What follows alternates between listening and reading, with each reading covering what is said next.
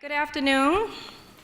I am Helena Cunningham, and I have volunteered to be the moderator for this session. Unfortunately, Janet cannot join us today, so I will help facilitate the discussion. This session is called The New Approach to Addressing Housing Needs, the Neighborhood Plus Approach. And this session will look at a new approach to providing housing programs that support vibrant neighborhoods and create a more livable neighborhood in cities. We have great presenters this afternoon. You will hear again from John Ferganazzi. He is the president of Ferganazzi Associates Incorporated. You will also have the opportunity to hear again from Ms. Teresa O'Dell. She works for the City of Dallas and the former interim mayor.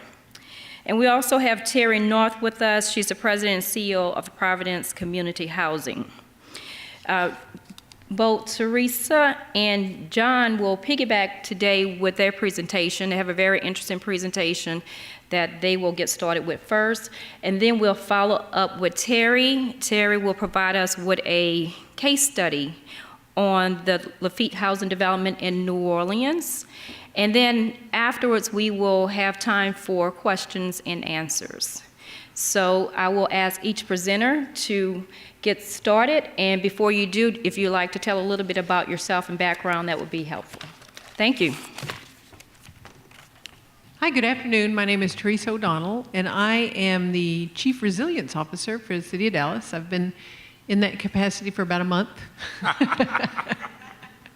Prior to that, I was the city's Planning and Development Director, and I held that position for about 12 years. And I think I'm going to go over here so I don't have to go back and forth, and okay. John Frecanesi is going to...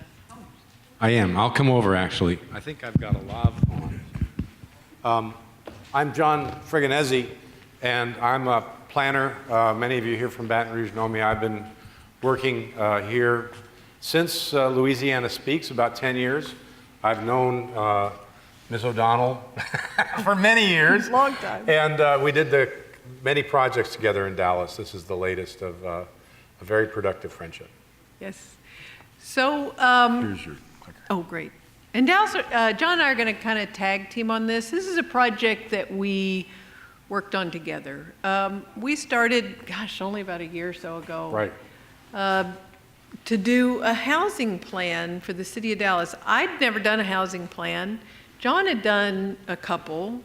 The City of Dallas had gotten in some a tenuous situation with HUD. We were in kind of a lot of trouble with HUD. And as part of our voluntary compliance agreement, the city said that they would do a new housing study. And this was had to do with a controversy that some particular data had led HUD to believe that we were using our federal dollars and some state tax credit money to concentrate poverty in the minority sections of the city. And so that really was the reason we began the plan. There were some other things that were kind of going on at the time. The city was just starting to come out of the recession. The Dallas housing market was very, very strong, and it still is very strong today. We're kind of surpassing the pre-recession levels, but there were parts of the city that were still experiencing complete kind of market failure. And then the state and federal funds, the money that we'd been using to kind of supplement our efforts in these low-income communities kind of continued to go down, really down. So we knew we had to think differently about how we were building our neighborhoods. As I said, we were under this voluntary compliance agreement. Then, of course, there was the disparate impact decision by the Supreme Court, and then HUD published a new fair housing rule. And so for all of these things were really big drivers for us to start to look at things differently. And so we embarked on this plan. Now, the planning department, it's interesting that the planning department was given the assignment of doing the housing plan and not the housing department, because they'd been doing their own plans, but their plans had really been limited in scope, and it was more almost a budget. So here's the amount of dollars that we have, whether they came through state or federal program, and here's how we're going to spend them. So it was almost just like a budget allocation, and really didn't look strategically about how we invest in neighborhoods, how we stabilize neighborhoods, how we grow neighborhoods.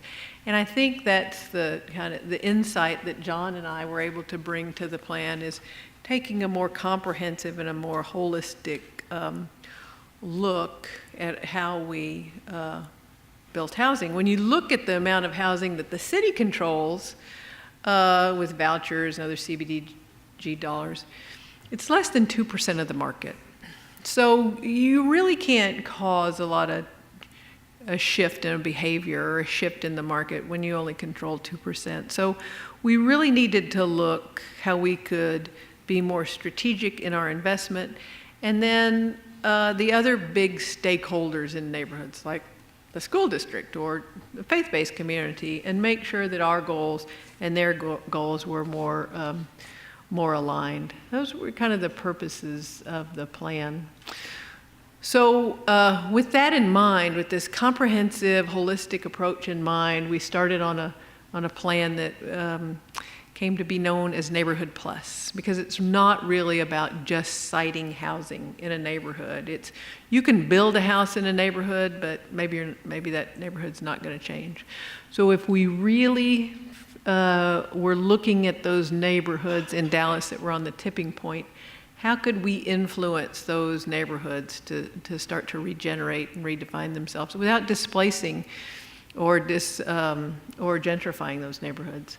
So the plan is really centered around 6 strategic goals. The first one is collective impact. That's the foundation. Realizing that the city can't do this all by ourselves, but that we have to do this in partnership with the school district, with the county, with our public transit authority, with the dozens and dozens of nonprofits that work with us every day, that we really have to have a collective action with all those people and not stay in our little silos. 2 and 3, poverty and blight are a big problem in Dallas. Dallas is a very, very prosperous region. We are the 4th largest metro economy in the United States. We're the 17th largest metro economy in the world, in between Mexico City and Hong Kong. We have very, very wealthy people in Dallas, and we have very, very poor people in Dallas. One of Dallas's other claims to fame is in cities of over 1 million. Dallas is #1 in childhood poverty. We have 21 Fortune 500 companies, highest child poverty.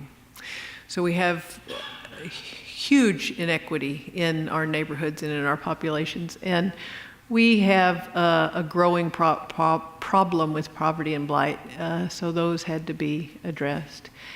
And then the rest of the plan really focuses on attracting and bringing the middle class back to Dallas. Dallas's population is hollowed out. Again, we have the very, very wealthy, we have the very, very poor. But Dallas-Fort Worth region, there are over 200 cities in that region. And typically what we find is that people come to Dallas when they're young, when they're, kind of hip, slick, and cool urban dwellers, and they want to be where all the action is. But once they start to form households and have children, then they typically will move to the suburbs. And so a big part of this plan was bringing the middle class back to Dallas to help rebuild those neighborhoods. Now, the way we organized this plan was a lot of public engagement, a lot of outreach. And John, again, is just masterful at that. You've worked with him here before, so you know how engaging he can be to pull really great ideas and information out of people. So we spent a lot of time with that. And the power in this plan really is about the partnerships that we developed and the overwhelming support that those partners have exhibited throughout the adoption process.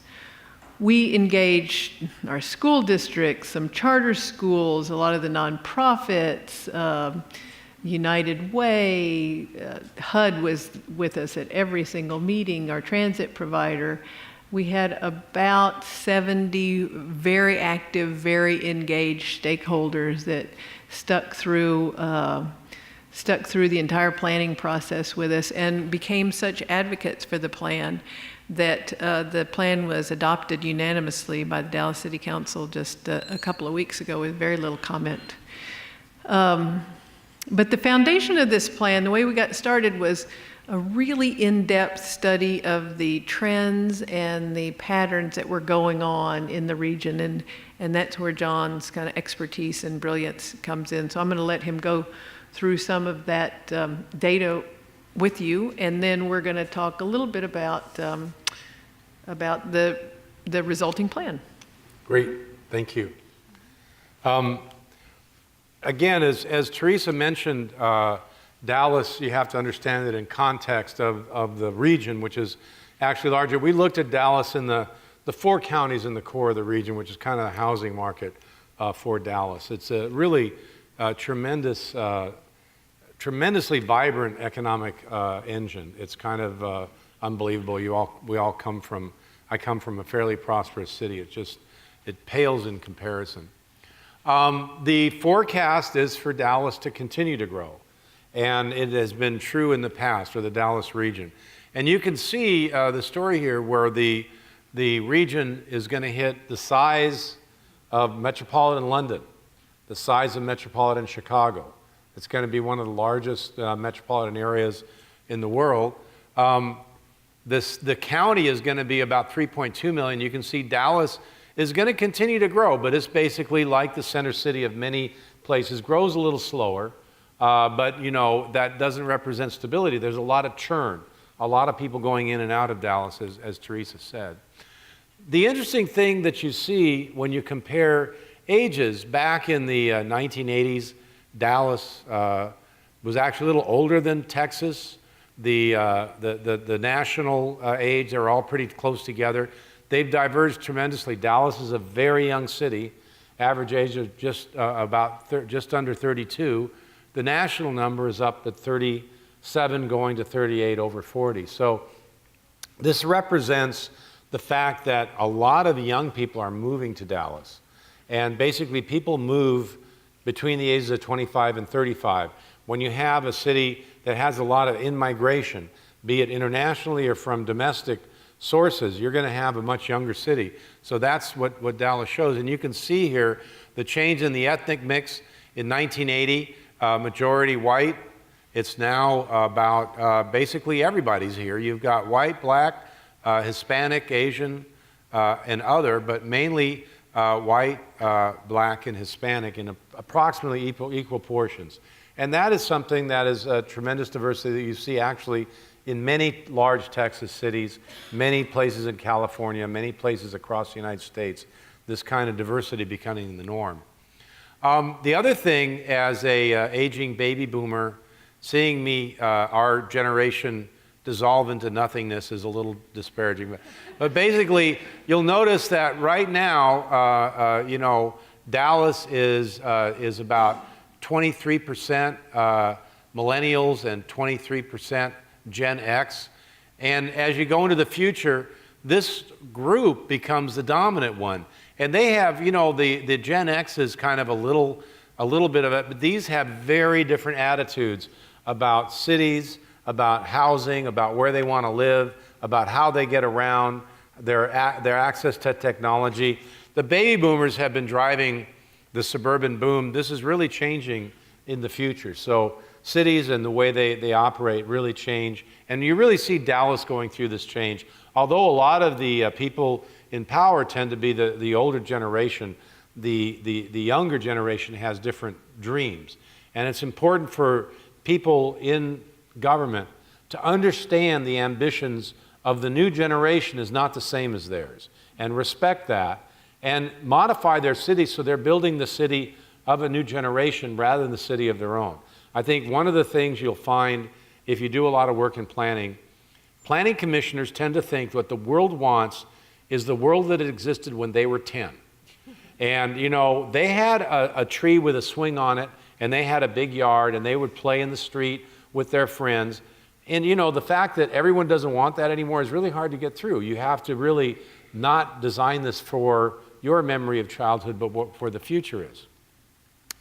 The other thing about Dallas, it's a very large, basically inflow of workers there. And you can see here a number of people working in the city, outbound commuters, and living and working in the city is quite different. This is the inbound commuters, about 2 to 1. People really come in. It's very much of a job center. And there's quite a difference in disparity. The inbound commuters tend to make a lot of money. The people that are outbound tend to make less. The people that live and work in the city are kind of in the middle. So you have the poorest people having to travel the farthest. And again, that's an issue. There's large parts of Dallas, the southern part, where there's many people living and not many jobs at all, and it continues to be a real stressor for people. Now, this was an interesting graph. You'll notice this is the poverty rate, Dallas being very stable in its poverty rate, and all of a sudden dropping. It's hard to understate the motivation of comparing Dallas to other large Texas cities. This is one of the secret sauce if you ever work in Texas. If you want to make people proud, compare yourself to Houston, San Antonio, and Austin. And if you want to get people depressed, show them you're not doing as well. But basically, this was a pretty dramatic drop in median income. And a fairly significant part of that came from people in this kind of middle income group not being in Dallas, and you can see there's a big drop all across the range. And in the area, the next income group, Texas increasing in that group, Dallas and the county not increasing in that. So that's what Parisa talked about, the hollowing out. And this shows Dallas's poverty rate increasing to 20%, more higher than all the other cities, although everybody went up. This is a bad time in America from 2000 to 2014.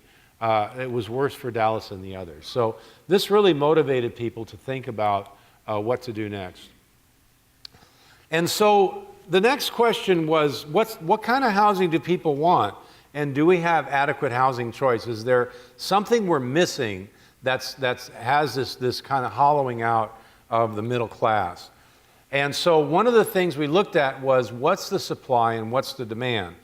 And we did this by categorizing housing affordability and type, looking at households by annual income, owner-occupied units, and so forth, and compared it to the classic standard of 30% of gross income.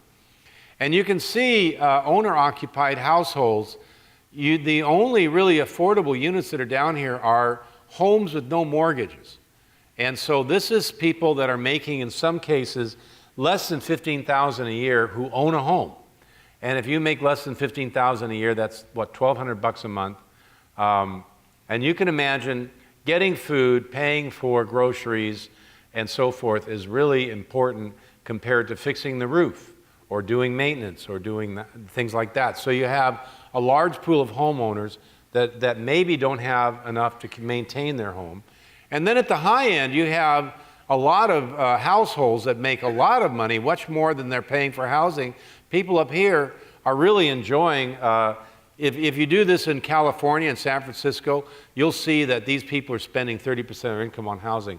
You don't have to do that in Dallas. Actually, if you make more than $100,000 a year, there's a lot of places you can live and fairly cost affordably. When you look at the rental side, you can see there's a gap here where there's more people under 15,000 than there's housing units. You look right up there, though, there's more housing units than there are people in that income category. And so you'll notice these people are just spending more of their income than they should on housing. But again, when you get over $35,000 a year, there's a fairly good supply of rental housing. So why is there a problem? It's kind of interesting that you can look at some patterns. First of all, renting in Dallas is not an indication of income. There's many renters that make more than $50,000 a year. They could buy a home if they wanted. And you can kind of see where they're living. They're living kind of in the hipster corridor here, downtown, heavy concentration, uptown, up the light rail lines to the north, Mockingbird Station, quite a lot of that stuff, and you can see actually the high-income rental households distributing across the light rail network in Dallas. On the other hand, you have 55,000 homes that have incomes of less than 35,000. They're concentrated in the South. And you'll see the maps of blight. This tends to be the area where you have the more blighted neighborhoods, the poor quality buildings, some issues like that. So home ownership and rental don't follow those normal lines. 20% of single family homes are rentals, 1 out of 5. And again, that is kind of, when that becomes a high concentration in a neighborhood, that can cause problems. And a majority of households with children are renting. So most of the homeowners are not families with children. They are basically renting, and that's quite different than the rest of the region. So there's some interesting stuff here with housing. So some housing trends. There's an amenity for high-income rental. There's many homeowners with low incomes. You really need to help them keep their homes up, or they're going to turn into single-family renters of varying quality. And there's a high proportion of households with kids that reside in rental units, and a lot of those are in single-family rentals. So you've got some troubling mismatches between housing demand and supply, but you are forced to make a difficult choice. Choose less desirable housing, or choose housing that's too expensive relative to their income, forcing cutbacks in food, clothing, maybe schooling costs, things like that. And because of that, many middle-income households move to other cities. So trying to look at that. Dallas is about 50% multifamily and 50% single family. And most of the new stock coming online right now is by and large multifamily. So Dallas is becoming very much a multifamily type of place. We were looking at this, and we went to a new data source called psychographics. So demographics is age and income, things you get from the census. Psychographic comes from marketers. They aggregate data from all kinds of sources, what people are spending it on, and they break us down into 67 groups that are kind of have cute names that they use, basically people use when they look at a neighborhood to decide what kind of store to open up. Is it going to be a Whole Foods? Is it going to be a Fiesta? Is it going to be a Walmart neighborhood store? Is it going to be a Winco or something like that? Basically, to try to match that. So we thought, why not use this for a housing plan? And this really kind of brought us a new perspective as well. These are the top 10 tapestry segments that represent about 2/3 of the people in Dallas. And then the bottom line is the 4-county region percentage. So you can see a lot more barrios urbanos. These are as the name implies, young Hispanic families. They tend to settle in neighborhoods, barrios, and Spanish for neighborhood. They tend to be, frankly, they either own or rent or would like to have a single-family home, many of them in apartments, but they tend to aspire to that. Metro renters are basically your typical urban-loving, hipster kind of espresso drinking, Apple using, tattooed kind of neck beard type of person. And it's interesting that you have Dallas doing way better than the rest of the region on that. Then you've got another one that's interesting, top tier. Dallas doing really way better than the region on top tier, which average income, $170,000. They live in single-family homes, and they prefer Dallas. And this is probably one of the best things Dallas has, is the wealthy folks want to stay, they care about the city, it's the foundation for philanthropy, and it gives Dallas many more options than if these people were all taken off like they did in Detroit and abandoned the city. They're not abandoning the city. So we went through this and kind of gathered them into 4 groups to kind of understand the kind of neighborhoods and housing stock we could market to people that already love Dallas.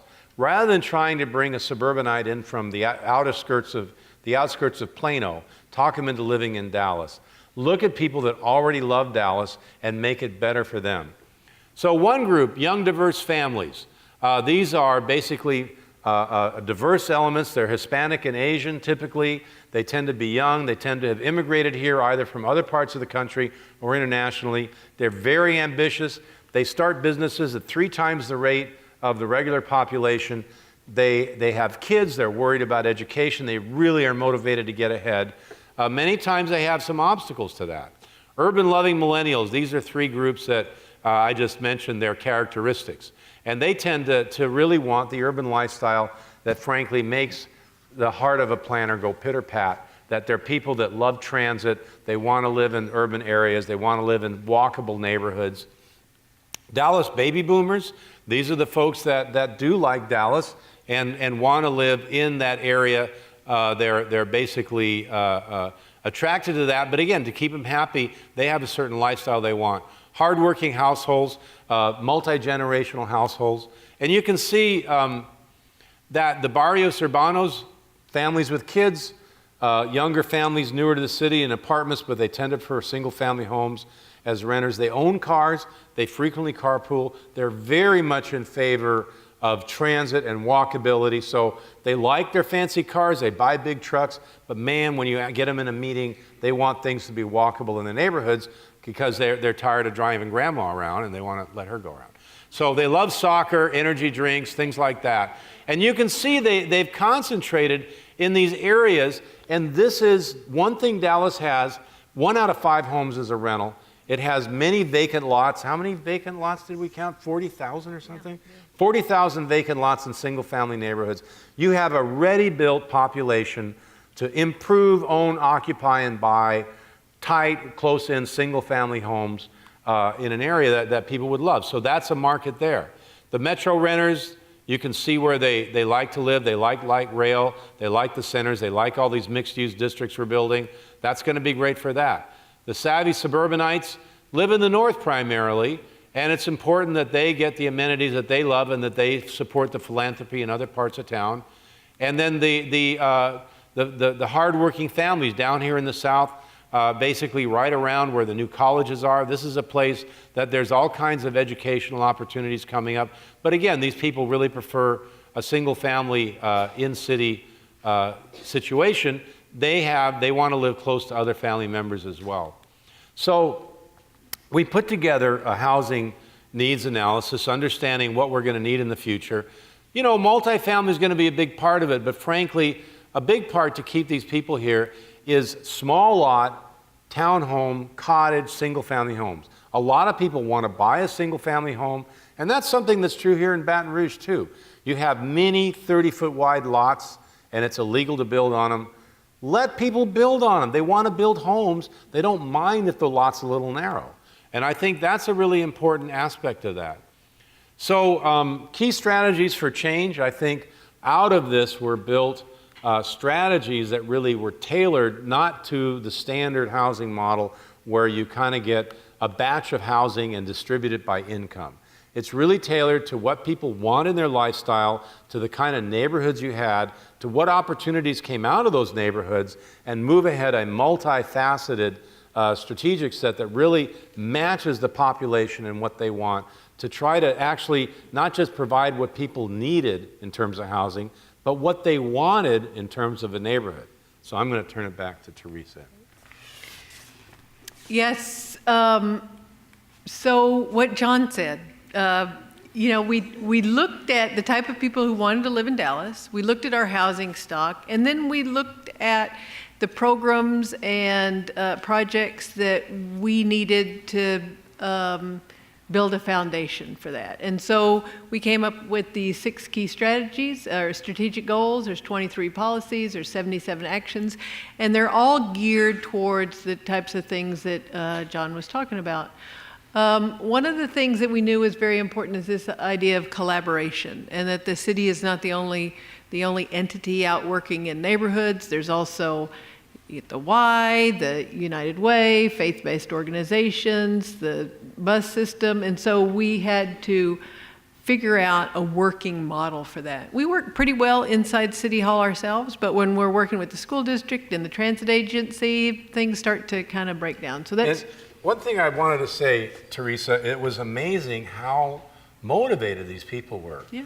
And they came to the table not just with, I'm showing up to the meeting, patting you on the back. They put their resources down to be used in a collaborative method. I thought that was really unique. They were very excited about the City Hall actually being open to incorporating their ideas. And their resources and And their working together resources. on common things. It was a great collaboration. So, and one of our first implementation items right now is McKinsey, the big consulting group, has donated about $1 million worth of pro bono services to the mayor, and what they're working on is this big kind of giant MOU that the governments, the local government, city, county, the DART agency, our transit provider, and the school district can sign along with the United Way and some of our big nonprofits to actually kick off this idea of collective impact.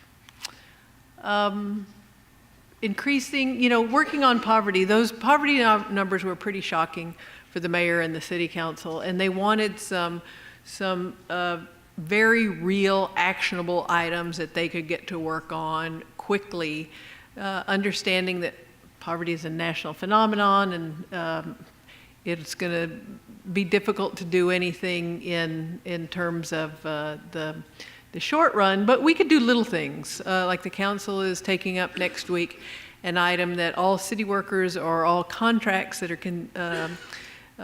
bid by the city have to pay at least $10.37 an hour.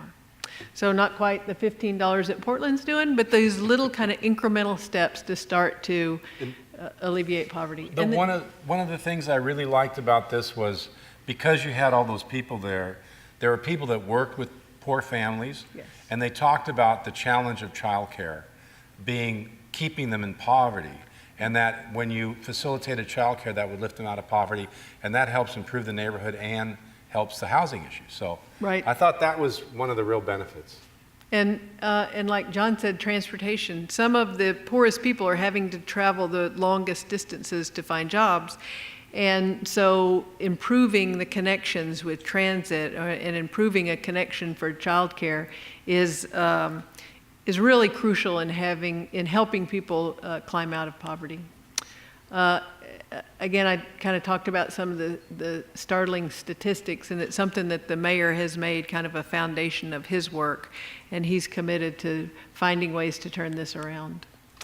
And of course, poverty disproportionately affects people of color. That kind of goes without saying in Texas and probably in Louisiana too. And so those little things like raising the minimum wage, we dedicated a lot of resources, about $300,000 this year and $200,000 last year, in our business assistance centers to make sure that everybody understands the earned income tax credit and how that can actually put up to $5,000 back in people's pockets every year. And then we're working now to figure out how we can co-locate services, especially transportation, child care, and health care programs. Our hospitals have been amazing leaders in this effort. The new Affordable Care Act, of course, makes them responsible for outcomes. So they're doing a lot of work in building neighborhood clinics, and where we can co-locate other services like workforce solutions or childcare, we're working with them to co-locate some of those services. One of the things we've talked a lot about doing is some of these cool, trendy hipster ideas like zip cars. Well, if zip cars will work for millennials, they'll work for a working mom with 2 kids. If we can put a zip car that's actually a minivan with car seats at one of our recreation centers so that mom can get to the grocery store on Saturday, that's a real game changer for a family like that. We're actually in discussions with the Toyota Foundation right now about helping us kind of pilot a project like that.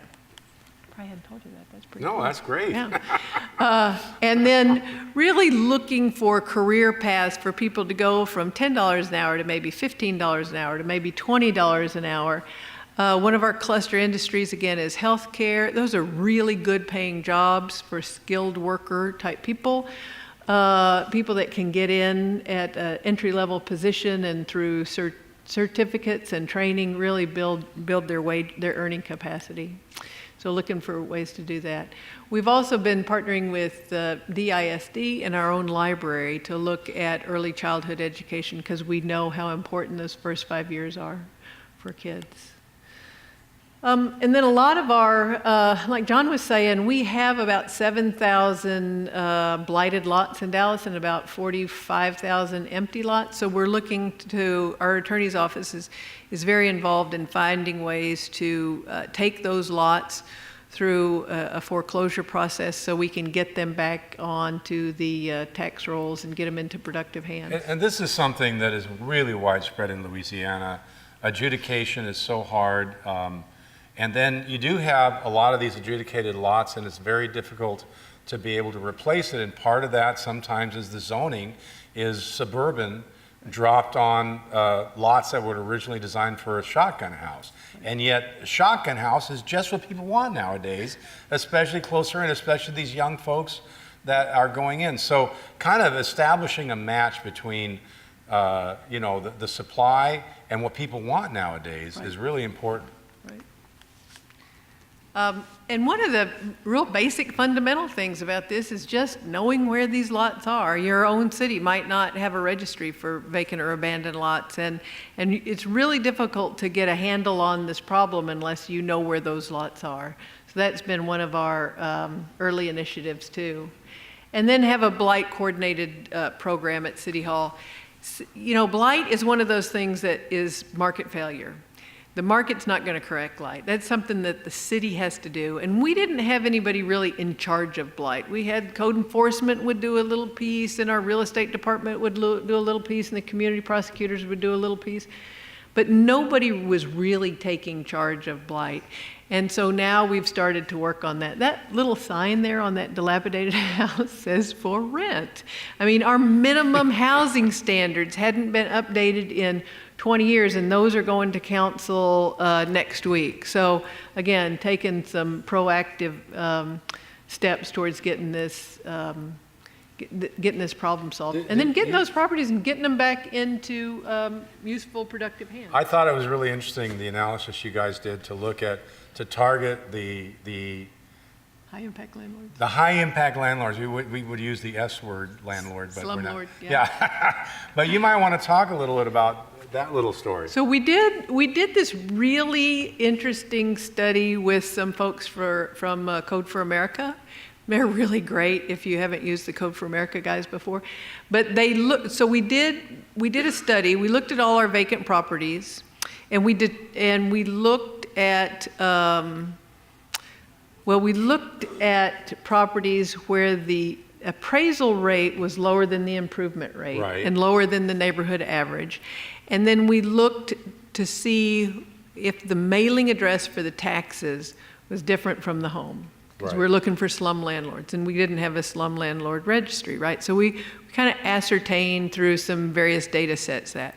And then we found out that there were 5 gentlemen in the city of Dallas who control over 1,500 lots. So when you're talking about 7,000 lots, 7,000 is a big number to get your arm around. But when you boil that down to 5 guys, 1, 2, 3, 4, 5. You can find those 5 guys. And so we found through this database sort, we identified the top 10 property owners that were slumlords. And there's a formula that they keep their properties in bad enough condition that they don't get a high rating on the appraisal district because they don't want to pay more taxes, right? So they're right there at the tipping point, and the mayor has invited them all in and had personal conversations with all of them. And he's also introduced them to our city attorney's office, which is the largest law firm in the city of Dallas. We have over 100 attorneys. And he said he's explained to them they can either voluntarily bring their properties up to code, or he'd sick the entire city attorney's office on them. And you know what? He's showing a lot of progress, so he is personally involved and committed into turning this problem around. And then really just finding ways to keep those young people from moving out of Dallas when they start to form families. How can we attract those people, and how can we anchor them here? As John was saying, we have over 500,000 people commute into Dallas a day to work. That's 70% of our workforce. That's a dangerous place to be. We want those people to choose Dallas as their home, not just their place of employment. And so how can we do that? We know some of those families, they just need a better school choice. Or maybe they just can't scrape together their down payment. And so we've taken steps to improve our down payment assistance. And then Dallas has got cool neighborhoods. Some of the neighborhoods have a lot of historic character. We've got beautiful hills and trees, but we don't talk about that. People aren't aware of how interesting the neighborhoods are.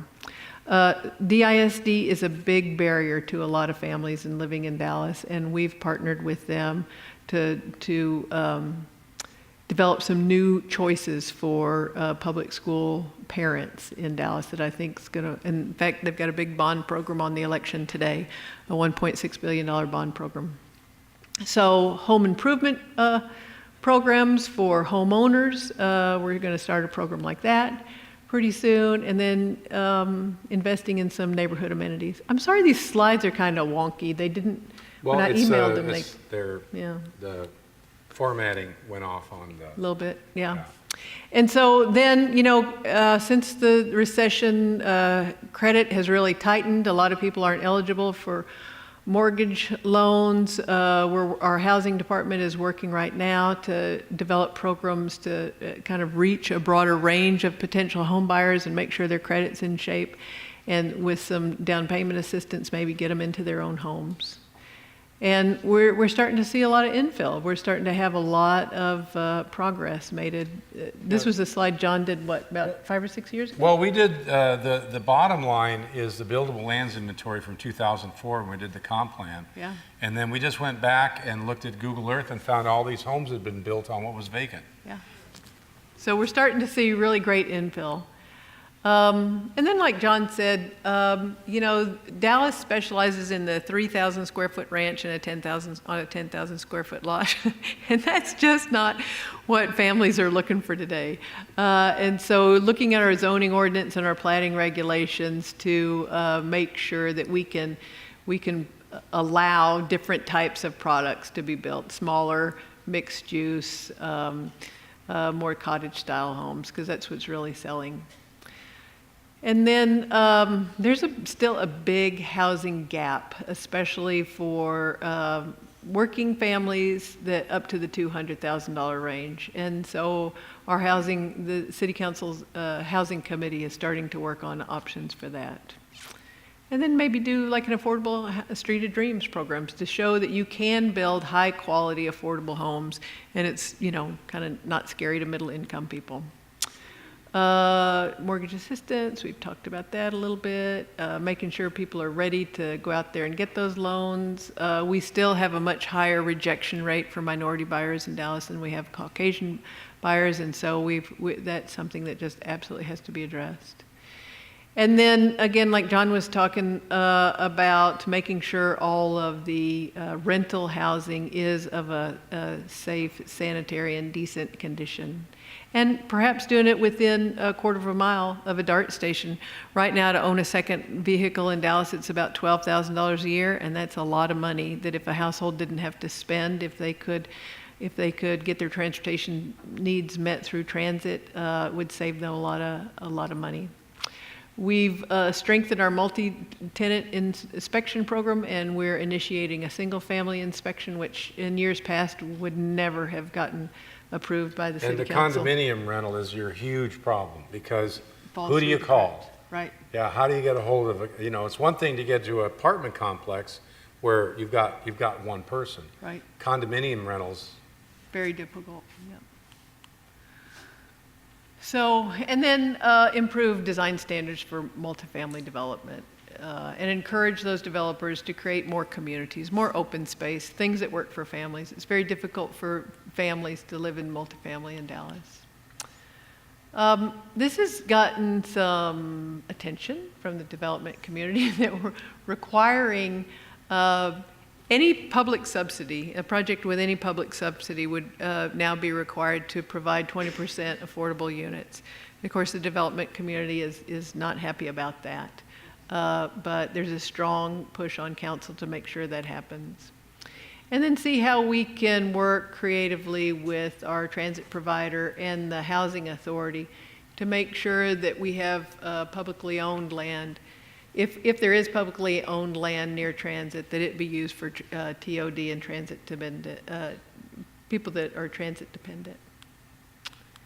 So we like to think of this Neighborhood Plus as a puzzle, kind of a jigsaw puzzle. Like I've said, we've got 77 actions. They're not all for one neighborhood. There might be for different neighborhoods, but it's kind of like fitting the pieces of a jigsaw puzzle together. And we'll kind of mix these different things until we get the right mix for neighborhoods. They're all different, but they all have the same kind of basic components: open space and recreation, and just common civic areas, healthcare, education, housing choices, different mix. Those are the kind of components that really build neighborhoods. And those are the kind of those are the pieces that are really important to build Dallas. Dallas is a city of neighborhoods. And so we believe that this plan really gives people those choices through these different strategies to revitalize their neighborhoods. I think one of the things that really impressed me also is Dallas restructured its government to have like the chief of Neighborhoods Plus in charge and responsible with staff that report to them and stuff. Yeah. Okay, now turn it over. All right, thank you.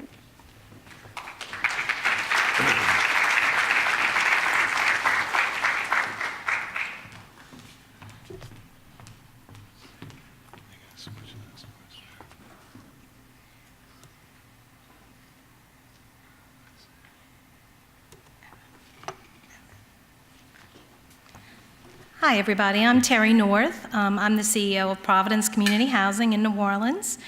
And what I hope you hear from my presentation is some of the same themes that were brought up in the previous presentation on more of a specific level. We come from the standpoint of being a practitioner, of being a housing developer, and trying to do that in a very deliberate way that has a positive impact on the community. So Providence did not exist prior to Hurricane Katrina. We were born out of the storm. And in December of 2005, the Gulf Opportunity Zone Act was passed, which was making resources available for affordable housing in the Gulf region. A lot of low-income housing tax credits, home dollars, and CDBG dollars were made available to the area. Now, keep in mind that Louisiana is not a very big state. And so we're talking resources that are pale in comparison to what we normally get in a year. So there was not a lot of infrastructure at the governmental level or in the development area or in the nonprofit arena to help absorb this. So a lot of the Catholic groups were getting together and talking and trying to figure out how do we make sure that we have a focus that's able to help the poor and the vulnerable come home. Many people of all different income levels, races, were displaced by the storm.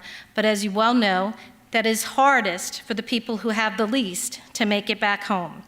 And so it's a very, very serious thing. Home in New Orleans is a very serious thing. Our roots are very deep. So in order to do that, we formed Providence. I named some particular folks in here.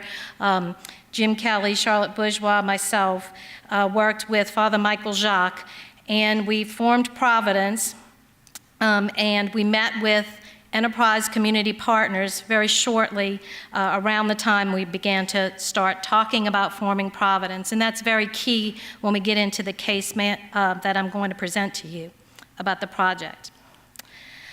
This is the Providence mission: to foster healthy, diverse, and vibrant communities by developing, operating, and advocating for affordable mixed-income rental and homeownership housing, supportive services, and employment opportunities for individuals, families, seniors, and people with special needs. No, I cannot recite my mission by just memory because it is quite comprehensive. But from the very beginning, this goes to show you that we are housing developers, but we knew that it needed to be a lot more than housing if we were going to have an impact on the community we were looking to impact. So key words in there: foster. We partner a lot, and we talked about collaboration in your previous presentation. Collaboration requires leadership and accountability. Providence has sort of taken it upon itself to try to provide some of those things. It's a challenge, though. It's a challenge as we move forward after 10 years, almost 10 years of existence, of how does an organization continue that leadership at a sustainable level. Advocate. We get involved in all good public policy, cooperative community development. We are very interested in trying to know what's going on around us and impact that in a positive way. Later in the presentation, I'll tell you a little bit more about New City, and that's at the neighborhood level of impacting and trying to work with collaboration. There's also the Greater New Orleans Housing Alliance, which is at the city level, and the Louisiana Association of Affordable Housing Providers, which is at the state level. So we try to be involved at all different levels to make sure that we can bring resources to bear and have an impact on how these things are developed. As of today, we have developed, either by cleaning and gutting and helping people come home, or built and renovated over 2,000 homes and apartments, including 91 homes which were sold to first-time home buyers in Greater New Orleans.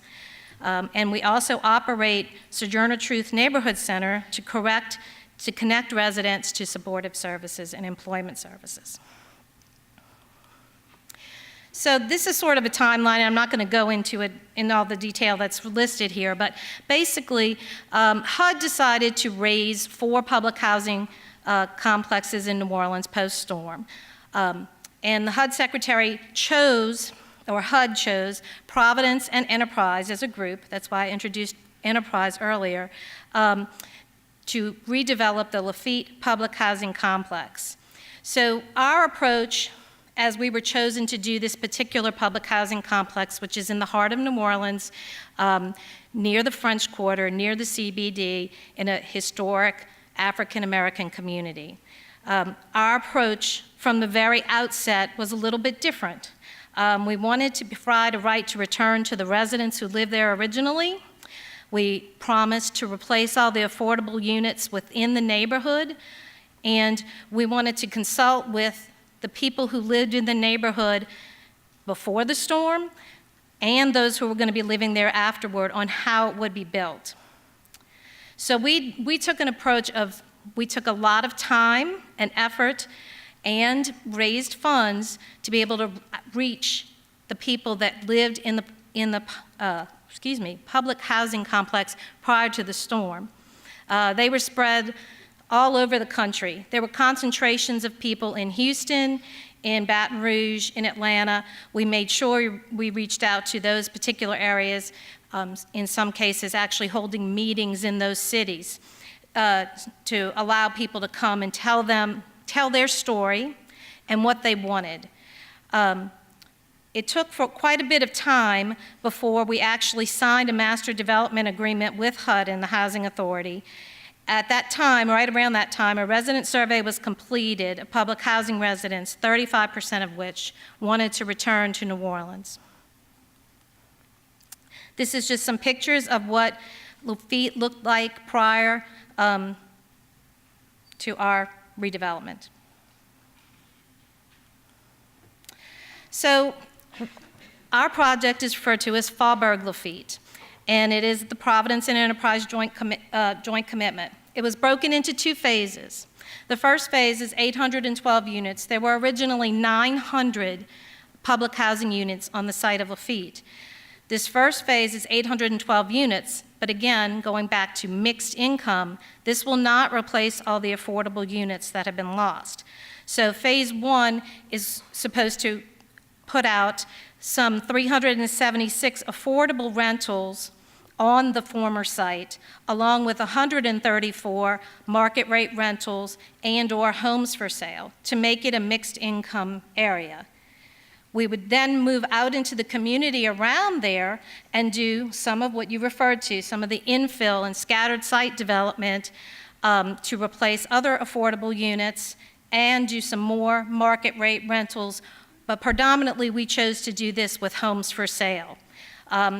This was a heavy rental area, and we wanted to bring the stability of more homeowners into the area and make homes available for low to moderate income buyers who maybe previously had not ever thought this was a possibility for them. Right now, we're about 70, not quite 75% complete on 812 units. And we should complete them all by 2017. Remember, we started in 2008, and the storm was in 2005. This is not for the faint of heart, folks. This type of development takes a long time to do it right. Beyond that, we made a covenant with the community. In fact, one of our board members, she still has it framed, hanging in her apartment with the community for Providence and Enterprise to continue to replace all of the lost affordable units. We wanted to make sure that this area still represented the people who lived there originally, and were going to be able to get access opportunities, because this is an area, as you will see later in the presentation, that has received a ton of investment since the storm. There's a lot of opportunity in this area. So maintaining those affordable units is really important. And as a matter of fact, since then, there's been a Choice Neighborhoods grant made to the exact same area to replace another public housing site. So there is a tremendous amount of housing development going on in the area. However, the affordable units are being created at a slower pace than the market units, which is definitely a concern. As part of the master development agreement that we had with the Housing Authority, there is a community services and building and engagement component that was built into there. And we were lucky enough that we had raised some significant funds through Enterprise and through Catholic Charities ourselves to do the outreach that we were doing and to help folks wherever they were to get the case management and services that they needed. Hanno also put up some money for us to be able to continuing to do those things going forward. So we will be ending our initial CSS plan in 2016. Because of the mandate that continues, 2016 doesn't end the need, it just ends the funding. Because of the mandate that we have in our own mission, we are working on how do we raise money and how do we continue to make those things available in a sustainable way. So this is our area. And it is, North Rampart is one of the borders of the French Quarter. And Tulane Avenue, as you will see later, has been a source of great amount of development since the storm. If you go over on the Broad Street side, you're getting closer to an area called Mid-City, and over towards St. Bernard Avenue, that's the 7th Ward. So we encompass several neighborhoods in this development area. And I know it's hard to see, but if you can see the different little colors on there, you can see where we have successfully done development or are doing development in housing development in all of these areas around there, wherever you see little colored blocks. The actual Lafitte on-site, I don't know how to do the little pointer thing. Ooh, not like that. There we go. This is Lafitte on-site, where the public housing was.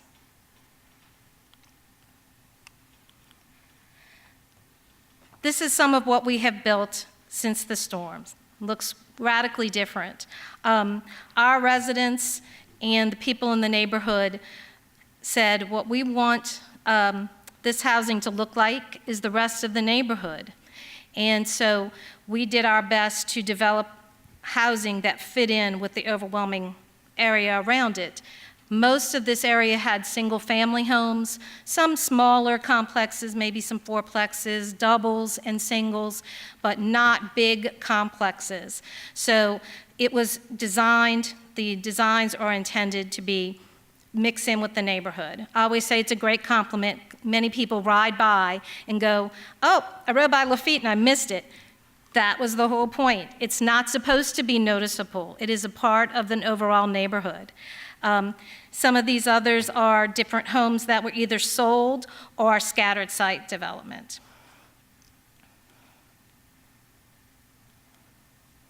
That's our kids.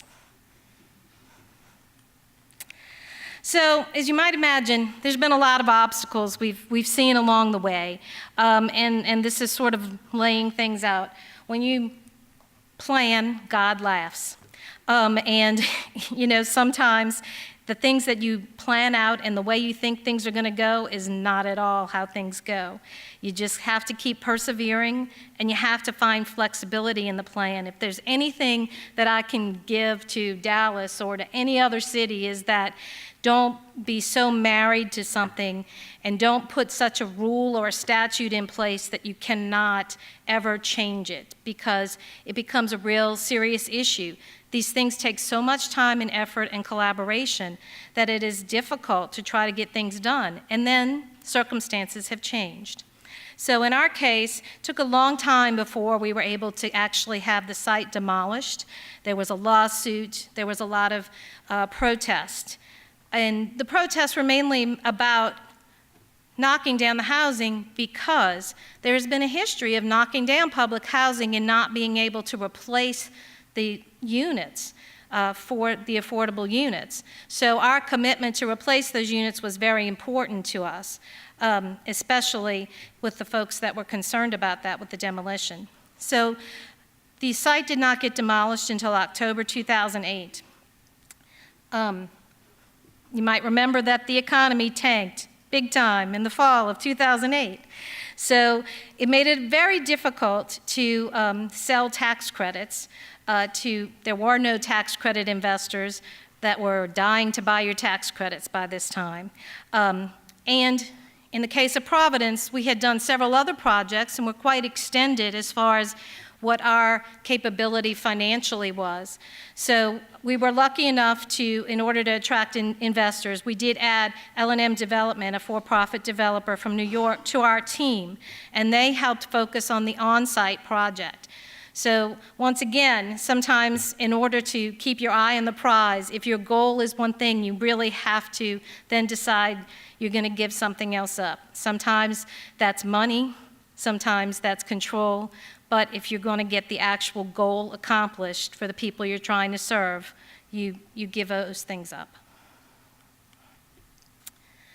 So in this timeline, you also see that there was a GO-Zone tax credit deadline. Originally, we had to be completed by the end of 2010. That got extended to the end of 2011.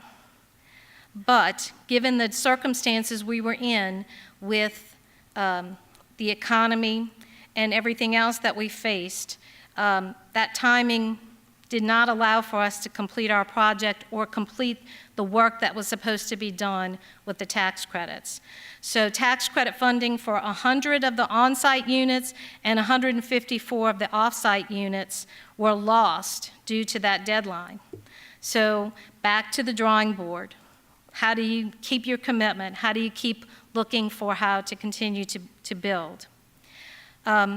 The good news, as of today, about 150 former Lafitte families have returned to Faubourg Lafitte in the 590 Lafitte units that have been built. We're quite proud of that. We wish the number could be higher. The intent to bring people back is always a good one. As more time passes, people change, their lives change. So some folks who decided that they wanted to come back have not been able to, or decided that it was not in their best interest to do so. So beyond housing, I mentioned New City a little bit earlier. So what we decided to do in this particular area, Faubourg Lafitte, where we were doing all of this housing development, was to try to form an active collaboration with everybody that was going to be working in this area, whether it be small businesses, whether it be other nonprofits, whether it be government, et cetera, to try to bring those people together on a regular basis so we knew what was going on with folks. And it has grown, and it is extremely successful. We have a monthly meeting. It's not very complicated. We feed people. You have to feed people. We have it at lunch, so we feed people. And we limit it to an hour and a half. People know that it is going to be an hour and a half long. They can count on it. They can go there. They can eat. They can find out what they find out and move on with their day. We also will have, once a quarter, we'll have an evening meeting, especially for residents and people of that nature who can't make a lunch meeting. But we want to keep everybody in the loop. We also have a huge email serve list, and we keep people apprised of anything that is going on in the area. This has been immensely successful. New City just shares information. We don't take active positions as a group. People will form their own committees outside of New City and maybe take an advocacy position on something, but what New City is a safe place to share information. That is really what it's all about, so that everybody who lives in that area or works in that area has the opportunity to know what's going on. This was very key, of course, in an area that was getting a lot of change, mostly positive, but not always positive, after the storm. And it's only positive based on your perception. So it's important that people know, if you're living in the area, just because Miss Housing Developer thinks it's a great idea, or some small business thinks it's a great idea, the resident that lives in that neighborhood is the person who has to live with it. And so they get their chance to find out that information and maybe take that and do something about it, whether that be positive or negative. In our Faubourg Lafitte development area that I showed you, over $5.2 billion, billion with a B, have been invested in the area in this post-disaster world. So that is why we wanted to make sure that we emphasize the affordable component and rebuild those affordable units. Knowing that so many dollars are being invested in an area, 2 major hospitals, healthcare clinics, grocery stores, theaters, schools, a linear park, all wonderful things which bring in additional people that want to be in the area. It works. It works, but if you do not make your plan so that you can keep some affordable component in there, people get displaced. We already had been displaced, so we wanted to make sure we held our ground and continue to have that affordable component. So thank you for putting that in your plan. It is very, very important. And that is how people can get opportunities and access to the things that they need. So this is our area again, with some different things that have gone on around it, and I just sort of mentioned it to you. So there's a greenway, which is a linear park. There's an old historic theater that has been redeveloped. On our site, we have a historic building turned into a Head Start center, a brand new school about a block away from our site, Sojourner Truth Neighborhood Center, which is the center that we operate to try to connect our residents to services and opportunities. The Broad Street Refresh Project, which is anchored with a Whole Foods store, Faubourg Lafitte, our housing, all in a very close proximity. Now the challenge remains, again, how do we make sure that our low to moderate income residents have the opportunity to make the most of all of these things? There are a lot of people moving into the city of New Orleans, great people, that are going to make use of these things. They're going to work at those hospitals. They're going to use that greenway. How do we make sure that those opportunities exist for the original residents of this neighborhood? And that's my challenge going forward, because you can build it and they will come. But if they come, you want to make sure at this point, 10 years in, that you continue to find a way to serve the people you were focused on serving to begin with. Keep the goal in mind no matter what the decision is and how you move forward in that neighborhood process. Thank you.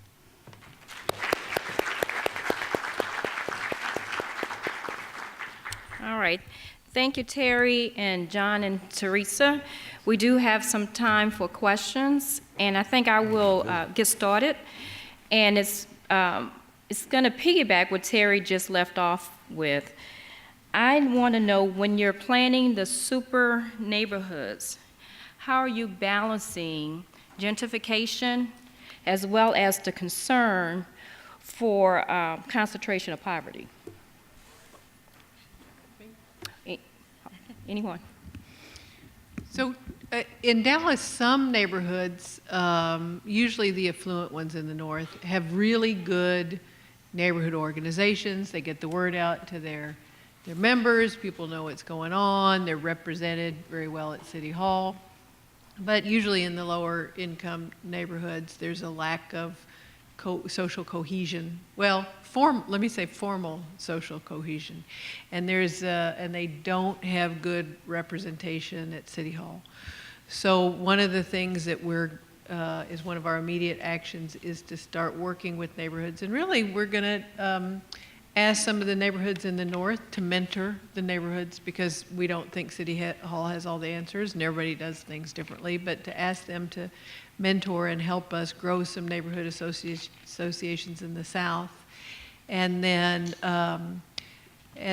have kind of an umbrella framework so that they will have a collective voice at City Hall. And we've talked about things like having quarterly meetings with the city manager, incentives for them to get organized and come to the city collectively.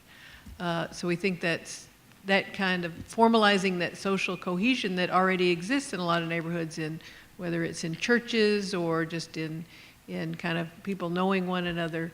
It's important that we formalize that so that they can advocate at City Hall. I think one of the things that really impressed me about what you did, Terry, is that you're including people of lower income that were there before, but the whole makeup is changing. And one of the things that was really impressive was, I can't remember the organization, but the guy from UNT that did the study on Deep Ellum and the design district. They looked at these two neighborhoods that are very close to downtown that have gone through tremendous revitalization. They used to be kind of down, now they're really nice. And in these two areas, Dallas was pretty successful. There's more poor people in there now than there was before, but there's 3 times as many people there. And there had a lot more, so the neighborhood's changed, and frankly, if you keep that affordable housing in there, those people are living in a neighborhood that has many more amenities. Their kids are growing up in a different environment. That's really good. The neighborhoods are different. People that might not know have said that's gentrified. But if you keep the right metrics and you have the right programs, you're going to be able to allow for people who are a little less affluent to live in an area that has a lot more opportunity. And I think that's one of the keys. And, you know, it's one of the things we're looking for here in Baton Rouge. We're about to start the streetcar project that runs from here down to LSU through Nicholson, Old South Baton Rouge. That's an area that has a lot of challenges. It's the high rentals, lower income. And we want to make sure that that doesn't become a huge displacement project, that 10, 15, 20 years from now, people of all incomes, races, and creeds are living there. And there's a lot more people living there. Yeah, that is absolutely the key. If we've learned anything, is exactly that. You know, we're very proud to show off, love to take people on tours, come on down, and you can see what housing has been built and what has been built around us and how we've worked in great collaboration with one another. But like I said, and as you're saying, if you don't keep that core of an affordable portion, then only the higher income people get access to all of the wonderful opportunities that have been built. So we have to keep that core affordable portion in those neighborhoods. Okay. Do you guys have any questions? My question's for Terry. When And it looked like your work was new construction. Is there any consideration given to using those displaced homes instead of new construction? Well, so very familiar with this particular issue. There were 76 homes that were moved off of the hospital sites, primarily off of the VA site, which abuts the university medical site, but there were a few off of the actual university medical site that were actually salvaged and moved. Providence took 35 of those homes, and some of them were in the pictures you saw. So we did take that opportunity because we had gone through the very difficult adjudication process of getting some land infill where we intended to do our development. So we had the land. I said, move it here, put it here, and then we put together the resources to do rehabilitation. It's the wonderful, beautiful, very happy that we did that, and we created 6 homeowners, and the rest of them, we also created 38 units of affordable rental housing. So very proud of that. It is very expensive undertaking. Those particular sites are among the most expensive that we did to actually move, remediate, and then rebuild. But very proud to say that we did succeed in doing that with 35 of those homes. Okay. Captain, thank you for your work, especially with the community covenant, because that sort of rounds on what you do. John, I'd like to ask you this question about your work in Baton Rouge. Will you be looking at the beginning of your work doing that something similar, a community covenant here to avoid gentrification? I think that that's a really important thing to do. The project we're doing, for those who don't know, is there's a streetcar project that's been approved from state capital to LSU. It goes through Old South Baton Rouge, and I think there are going to be challenges there. I don't think the structures exist in Baton Rouge to prevent gentrification, and I think we need to put that together, and out of this planning process, in addition to all the other design things we have to do, is make sure that there's a providence, that there's the success you've had replicated here. So I think the collaborative impact model is one that Baton Rouge is ready for and ripe for.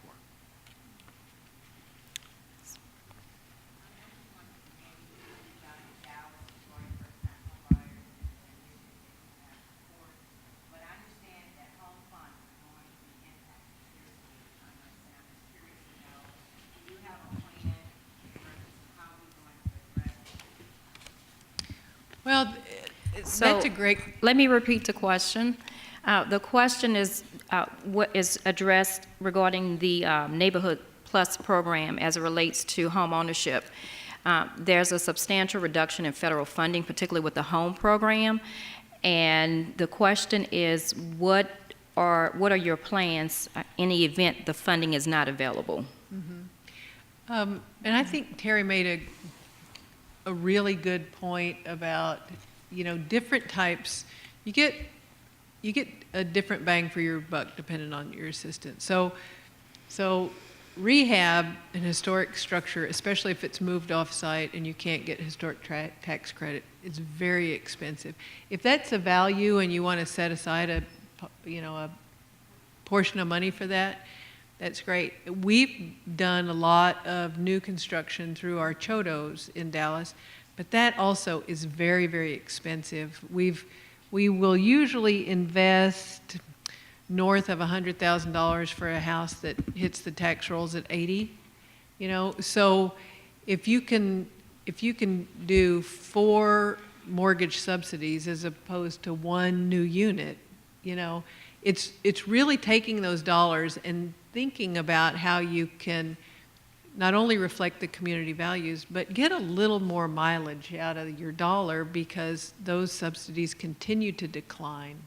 And so we've found that mortgage down payment and then doing a homeowner rebate, you get you can help so many more families with your money through those programs than you can new stick-built construction. And the other thing is, I think that it allows you to cater to a really healthy cultural aspect of the young homeowners in Dallas. They like to buy a house and fix it up and make it their own, and that sweat equity is a point of pride. And they're fixing up the neighborhood, but you're also empowering them, and they're getting, you know, they're basically improving their financial lot in life as well. And so it's a great all-around system. I think Laverne might have been asking about home funds. Were you talking about home funds? So in the national budget, there's severe cuts that are being proposed in home dollars that have been used for affordable housing. It's going to be extremely detrimental because what we have learned to do is layer and leverage so much, and sometimes home will play this much of a part, et cetera. Going with that public-private partnership, of course, too. There are private dollars that can be brought to bear, into projects, especially if you have strong developers and owners in place that can bring those to the table. But affordable is just that. It's not going to end up bringing the same rents. It is, or if you're selling it, you're going to end up having to sell it with a soft second or something in order to bring it to market value, because it's likely going to cost you more than an affordable buyer can put in place. So the loss of any component like home funds is going to be detrimental to future development. And of course, in New Orleans, I mean, you're absolutely right. In Dallas, you're in a different situation. In New Orleans, building is what we needed to be doing because of the loss of the homes. Mm-hmm. But yeah, there's definitely a component that needs to be played of, is it better to create some stability in the community by putting this money towards becoming homeowners rather than building a new unit, that type of thing. Absolutely. Balance in all of it. And a lot of our housing stock in Dallas is aging, and it's important to recycle that housing stock, and otherwise it would just continue to deteriorate until you've got more. And it's going to be a long time for that 1968 tract home to be historic. It's not going to make it. It's not something that Dallas actually has a really high demolition rate, about 3 times the national average. They lose about 1,500 to 2,000 houses a year, and 90% of it is a good thing. Right. As long as it's replaced. But I mean, that's why you have all those vacant lots. But there's a lot of quick stuff that was put up in the 60s and 70s that is not destined to last forever. Right. Are there any other questions? Okay, I have one other question, and it's regarding the homeless population. How does the homeless population participate in the super neighborhoods that's part of the Neighborhood Plus program? We haven't done as good a job on homeless as New Orleans, but our goal is to be at functional zero like New Orleans is. But we've done a pretty good job. Most of the kind of our point of entry for homeless is through a facility called The Bridge.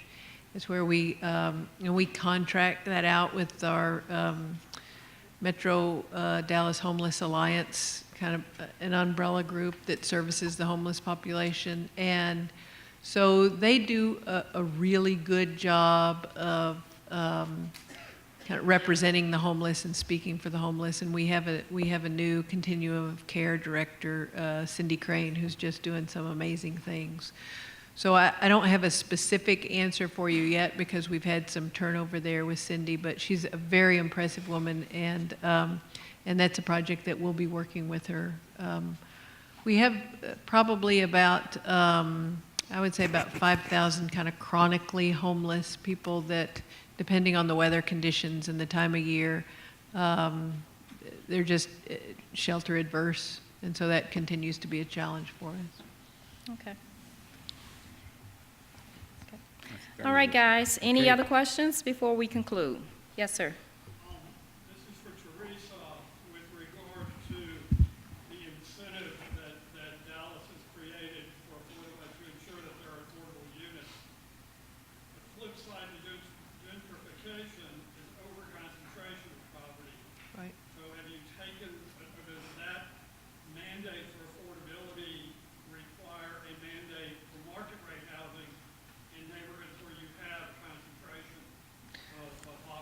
So that'll be our big challenge is to, and really what I'm not a houser like a lot of people have specialized that in their whole career, and I've kind of learned everything I know in the last year and a half. And what I learned in Dallas is that there's kind of two different camps. There's the camp of you go into an impoverished neighborhood and you fix that up. And then the other camp is, no, you have to move those people out. They can't succeed if they stay there. And what we tried to do in our Housing Plus plan is make room for both of those kind of philosophies.